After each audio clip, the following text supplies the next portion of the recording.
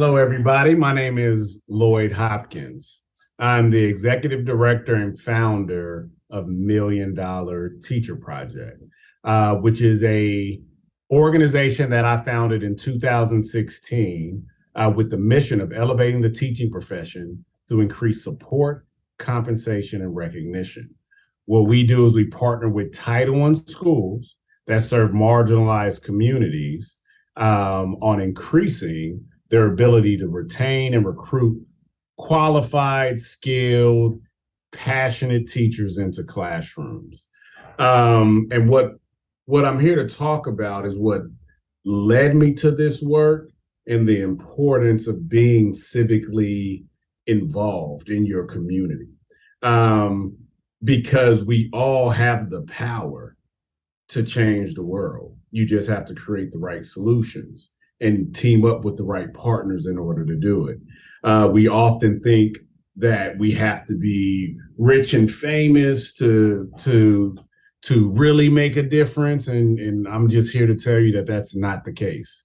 Everybody watching this video has the ability and the power to do so. And the important thing is to start in the world you know. So in the world you know is your community. The road to changing the world starts with your household, starts in your neighborhood, starts at your school. And then what happens is that your energy and your passion can catch fire, and other people will want to get involved. And that's how you can, and you'll start impacting even more people in other ways than you even thought. So the first thing I wanted to let you know is that it's possible, and just start small.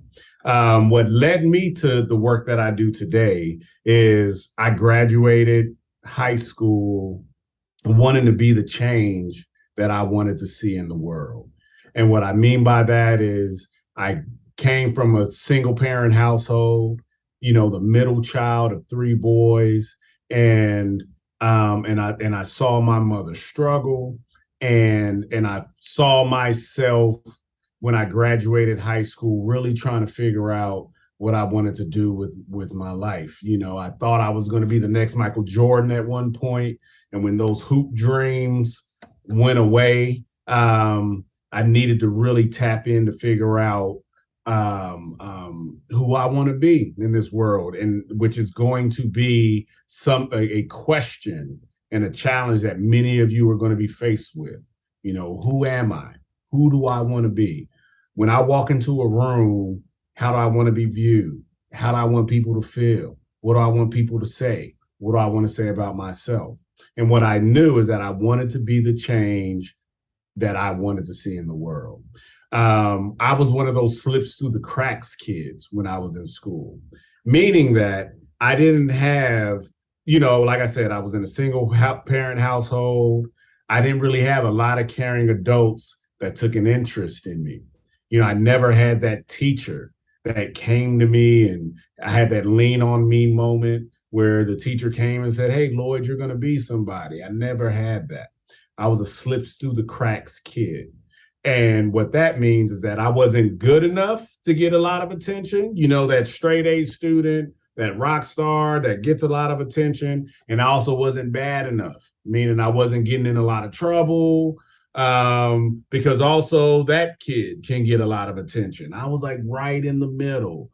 And often what can happen to those kids right in the middle is that you can go unnoticed, you can be ignored.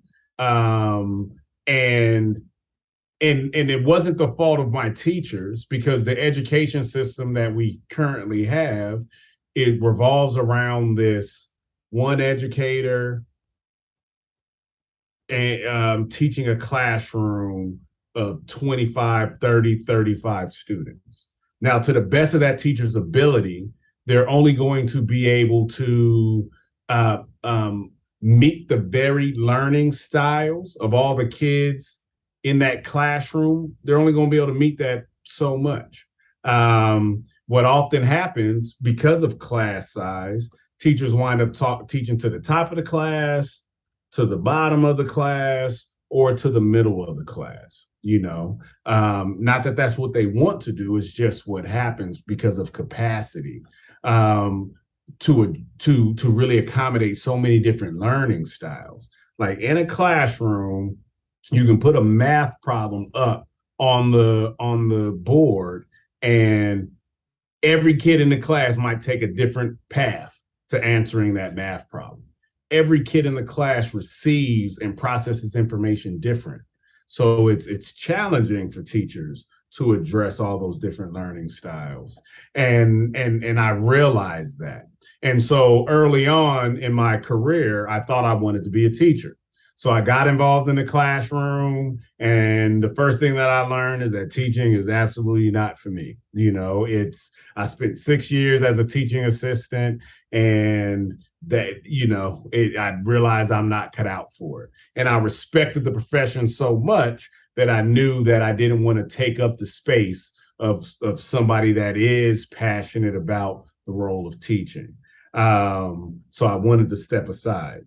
But what that experience really showed me is that I truly am a teacher fan, that I am a passionate supporter of the role teachers play in society.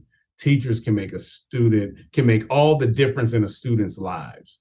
The difference between a student feeling ignored or feeling seen, can all start in the classroom with a teacher. And it's important for every kid to have that.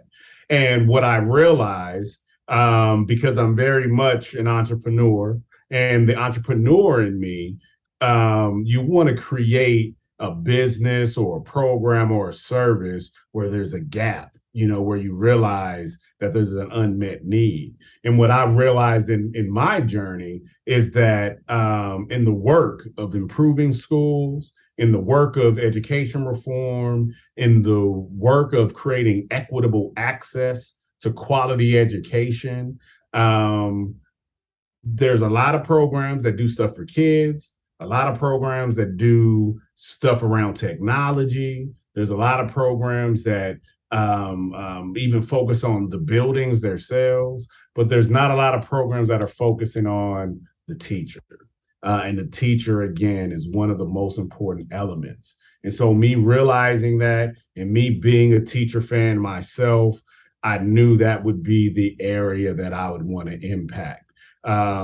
Because I think education is the great equalizer. I think if you're really trying to empower people and equip them with the tools to fix their own problems, it starts with education, and that starts on school campuses. And I have a passion for wanting to make sure every kid has an equitable education, has equitable access to education. But this is a big system that's going to take a lot of work to fix. And so in that, I had to find my niche, so you can't eat the whole elephant. You got to start with a small piece. And so for me, that was teachers, because again, I feel that if we bring the proper resources and support to an educator, that educator can be transformative no matter what environment they're in. You can put a great teacher in an empty parking lot, and that teacher is going to make a difference in kids' lives. And so that motivated, so me realizing that led me to create $1 Million Teacher Project. I went back to school and I got my degree in nonprofit leadership and management. And then I launched this organization in 2016 with an emphasis on community involvement. Because what I believe is that, as I said earlier, we all can change the world. And I think all of us innately want to contribute and want to be a part of making a difference in society. You just have to have easy access ways to get involved. I think every student wants to have a good education. Every parent wants their kid to have a good education. Sometimes they just don't realize the power they have to make sure that that happens. I create $1 Million Teacher Project specifically for that purpose. Every program that we run has 3 key elements that I think are essential in any systems change work. One, all of our solutions are cost effective, meaning that, that they're not too expensive to replicate or to implement on any school campus. They're community driven. The community's involved. The community needs to take ownership of the solution. The community needs to be involved. So we want community involvement. And then the last is that they're easy access. So nothing that we do is rocket science. And so it's easy. We eliminate all the barriers. Our first job is to remind people, like I'm doing right now, about how important it is to support teachers. And then we want to make it easy for you to then get involved in one of our programs to be a part of the work. So this is just my way of being civically involved. This is my way of really trying to contribute to my community and to make sure that kids that were like me have what they need so they can be successful adults. And so it's important for us all to figure out a meaningful way to contribute, a meaningful way to be involved.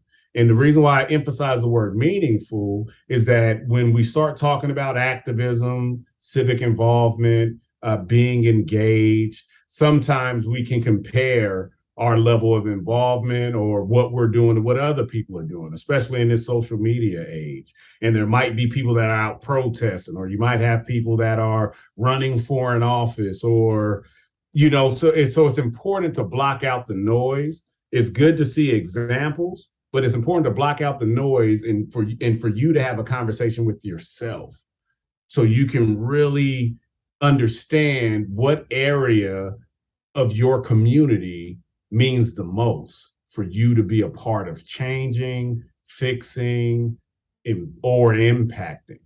And then focus your work on that area.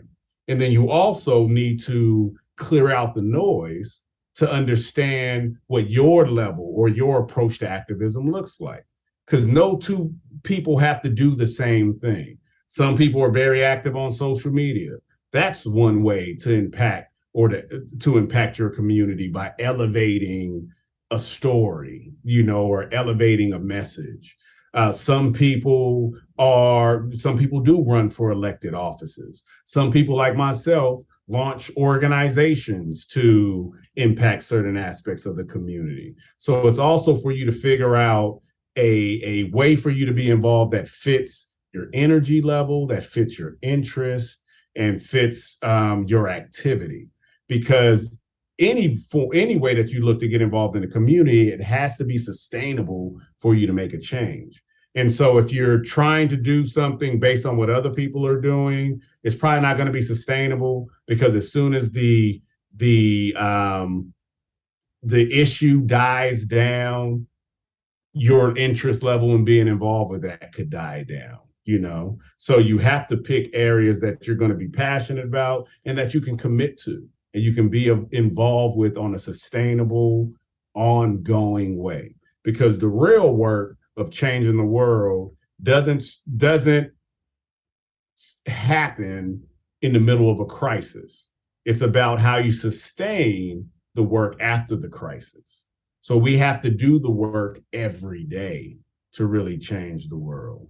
So figure out meaningful ways for you to be involved. Look in your community, look at the issues you care the most about, think about how you can participate in that, whether that's through you donating to a cause, because what the organizations need that are doing the work that you care about, what they need is your time, talent, and treasures. More so than they need a pat on the back, they need you to actually get involved. So you could be a donor, you could be a volunteer, you could launch an organization. Whatever your role is, figure out something that's going to be meaningful to you, because it is all of our responsibility to take care of our community and to take care of our world and to take care of each other.